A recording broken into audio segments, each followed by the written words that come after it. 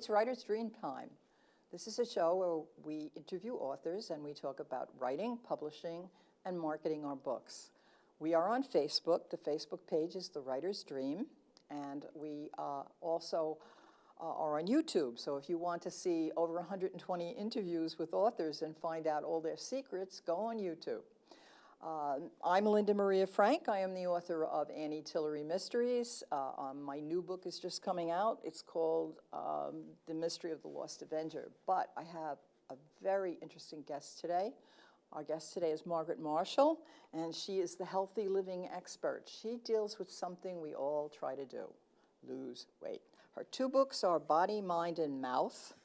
Healthy living means living healthy. And her message basically is? You know, my message is just what the title is. Healthy living means living healthy. It means take responsibility for what you do daily.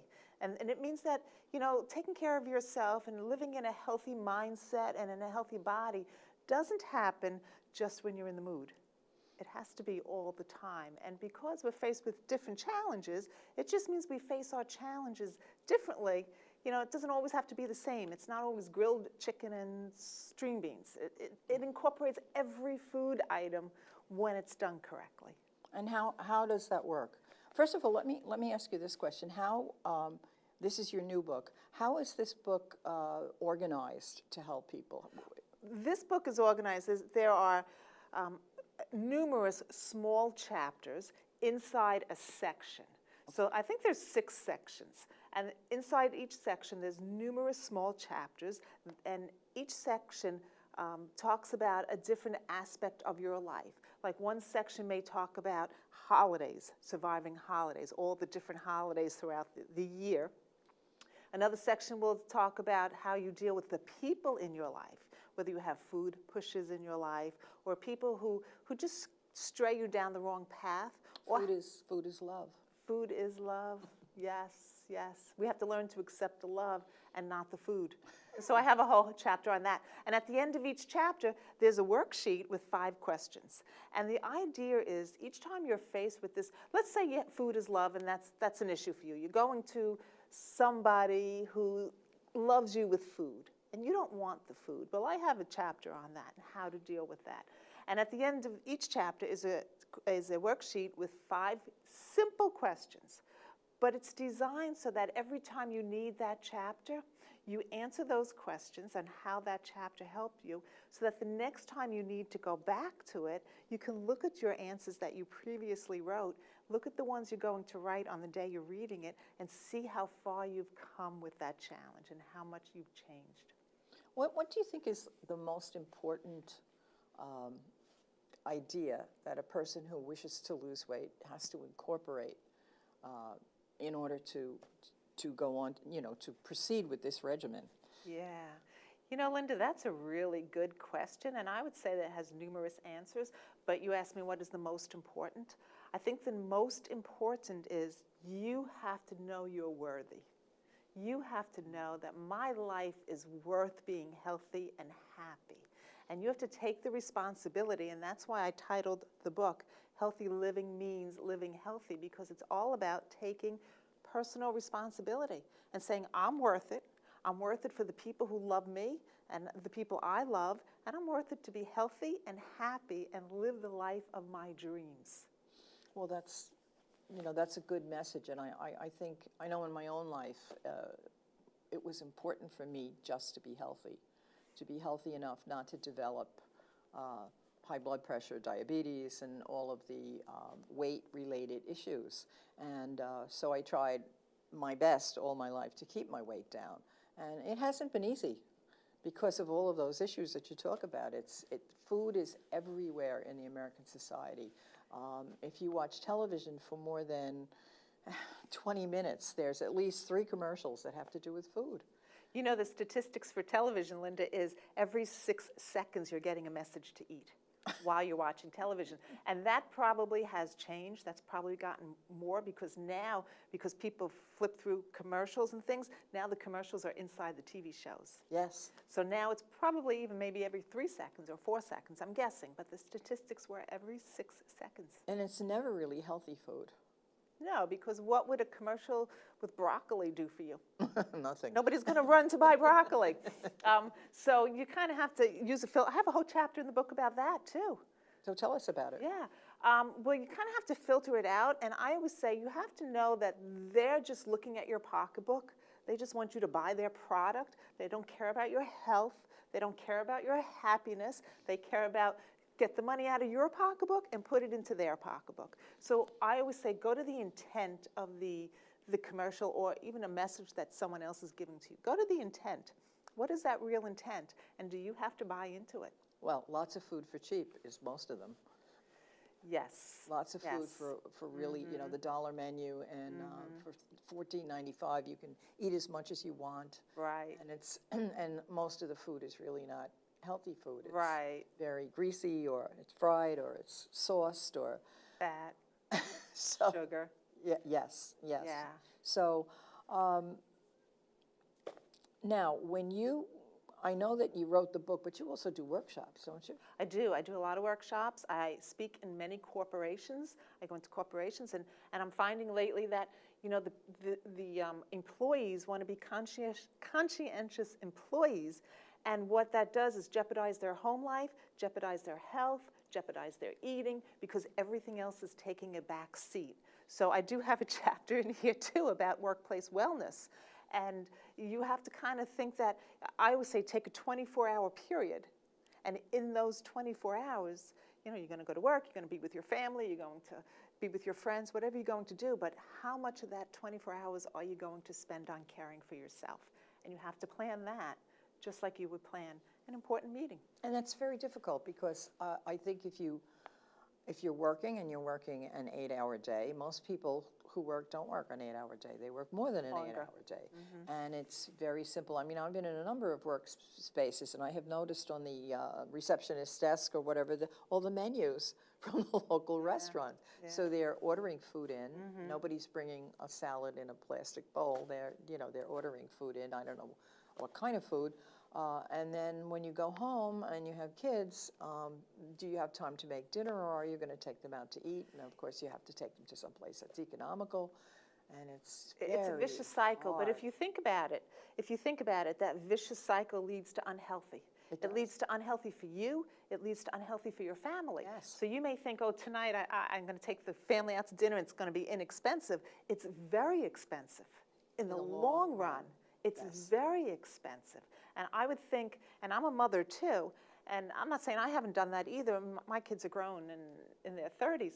But in the long run, you really want to think, I want my kids to be healthy so that they could have everything in life that they've ever dreamed of. And if we start our children off being overweight and unhealthy, what's their future? You know, sometimes I'll see families on vacation or even in a grocery store, and you look at what's in their cart, and I think to myself, what do these parents, when the children are overweight, what do these parents think their children's future is going to be? Yeah, I you know, agree. in order to excel in the world and excel in the workplace, you have to have an appearance of health, because that's who people want to hire. That's who the companies want to hire. Yes, I agree. I think that more than likely, if there are 3 people who are interviewing for a job and one of them is very overweight, I think that there's a prejudice against that, because what you're thinking is that their health plan is going to cost more money. Right. Time off of work. Exactly, and also just appearance. I think appearance makes a big difference. Yes. I know that in my lifetime, the number of really overweight people has increased drastically. I cannot believe sometimes how heavy people are, and I just think to myself, how much food do you have to eat to be that heavy? Right, right. And you know, I've been called into homes to do family interventions. Really? That must be interesting. And you know, it's very interesting. It's like the nanny. Yes, exactly. That's what it's like. And it's very interesting because, you know, one of the parents will call me in, or both of the parents, and they'll ask me to sit down and talk to the family. You know, we can never, I feel, can never tell a child that they're overweight or they're eating wrong or they're anything. They know that, first of all. Anybody who's overweight, they don't need to be told they're overweight. They know that. And they're not happy being overweight. They're not happy. They don't want to acknowledge it, but yet they do want to change. They just don't know how. And sometimes it's the small changes. And so I go through their, their scheduling and the food that they bring into the house. And I'll also ask the family, what kind of food do you enjoy eating? Because maybe we could decide some of those tastes that you enjoy, we can get them another way. So there are all different ways to do that. And it is very interesting because it does come down to the family. Right now, you said before that you don't have to cut out any particular food.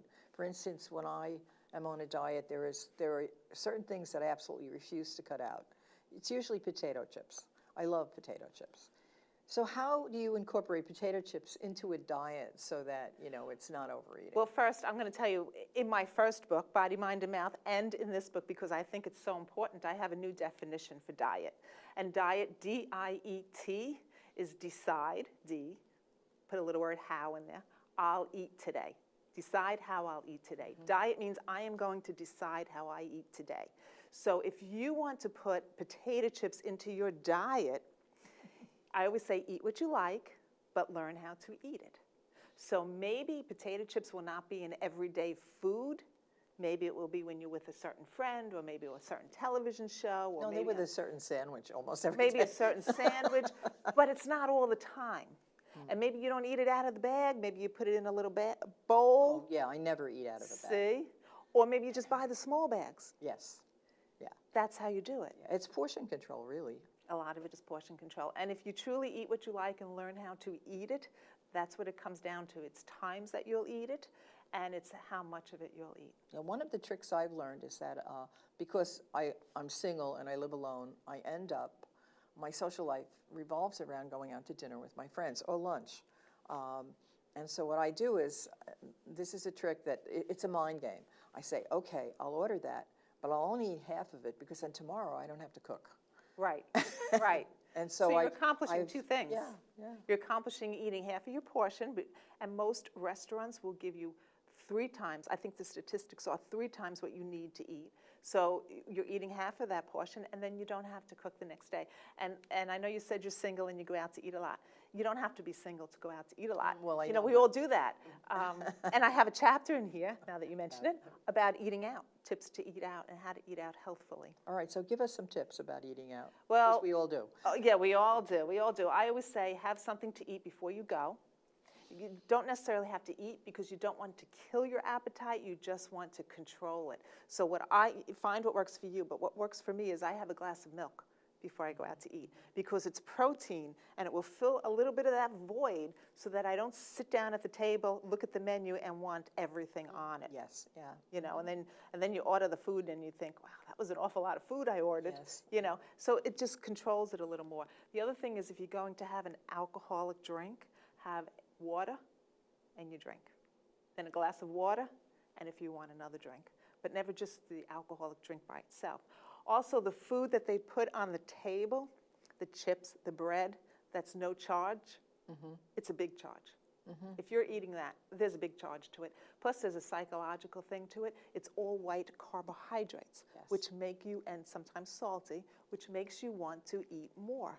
So as you're eating that and looking at the menu, you want to order more. So those are just some tips. Again, they're going to the pocketbook. Yeah, I've never thought of that. I think in terms of the bread will fill you up and it'll kill your appetite, but it really doesn't. No, it does not. It does not. It makes you order more off the menu. And how about, I think a lot of people who go on a diet, you're used to a certain amount of food. There's a certain amount of food that will satisfy your stomach. And then when you go on a diet, you're eating less food. So there has to be a period in there where you're adjusting to a lesser amount of food. How do you deal with that? You know, Linda, that's a good question too, because anytime there's a change in your life, it's an adjustment. So it depends, I would say, on how you're eating before to how you're eating after. Like often, I'm going to use this example. When I work with men to help them lose weight, often they say to me, all I have to do is cut out beer and I lose 5 pounds. Well, you're drinking too much beer. If that's the issue, and I hear it from women with bread, and they say, all I have to do is cut out bread and I lose weight. Well, you're eating too much bread. I mean, if you can pinpoint it to one item, you're eating too much of it. Oh, sure. So I think you start to make the changes. You drink a lot of water because you're usually not hungry. It usually has nothing to do with hunger. You drink a lot of water to get you over that hump. But once you start feeling better, once you start seeing the results, the effort is no longer that hard. Yeah, I agree with you. Once that pair of pants that you have fit, it's really very the effort is motivational. not that hard. But what happens is we get cocky. And we start thinking, oh, I could eat those cookies and still lose weight. You know, and then it just starts rolling back. Yeah, it does. That's the difficult part. You know, you can go on a diet and lose a certain amount of weight. It's maintaining that. Yes. Most of the people I know in my life, my friends who have done this, they lose weight and they look great and they're, you know, or they lose too much weight and then it all goes back on. Well, I have to tell you, if you don't mind me holding this up. No, I don't. That's the whole theory behind this. The whole theory behind this is weight loss can happen. We can all lose weight. The thing is, we want to learn how to live in a healthy body. And as you said before, it's not about being skinny, and it's not about being thin, and it's not about being a model. You want to be healthy as you age. You know, I'm going to be 60 soon. I don't take any, I'm proud of it. I'm excited about it, truthfully. I don't take any medication. Most of my friends can't say the same thing at my age. Right. But it's all because of how I've cared for my body. Anything could happen tomorrow, I know that. But it's all because of how I've cared for my body and the food that I have chosen to put into my body and the way I exercise. Well, I think exercise is very important. Yeah. I think exercise, the thing, well, I'm a lot older than you are, but I'm not going to say how old I am. And I think it's not only the way you eat, it is keeping active, and it's also keeping mentally engaged. Mentally. Mm-hmm. It's having something that satisfies you, because I think food is a substitute for not being satisfied with life. With a lot of things. And again, I have a chapter in here about that, about the body, mind, and spirit, and how it's all connected, and how our thinking dictates our eating, and our eating dictates our thinking, and it just gets away from us if we allow it to. Yeah, I know when I'm very happy about something, I don't even think about food. You know, I'll all of a sudden realize, well, I didn't have lunch today. I didn't have. Yeah. Oh. So, I mean, that's not good. Yeah, but that's the other end of the spectrum. But I have a chapter on that too, emotional eating, and what emotions we really eat for. Well, yeah, explain. You know, because I think a lot of people really don't understand that. Really, and I agree. And what happens is people will say, I'm an emotional eater. So what I need to do is pinpoint the emotions that they eat for, because once you believe you're an emotional eater, you're eating for every emotion. So if you can pinpoint which emotions you eat for, like I know for me it's anger. I know when I get angry, I look for food. That has never gone away. And all the work I've done on myself, that has never gone away. But what I've learned to do is say, okay, Margaret, you're angry at blah, blah, blah. What are you going to do about it? So I have to literally stop myself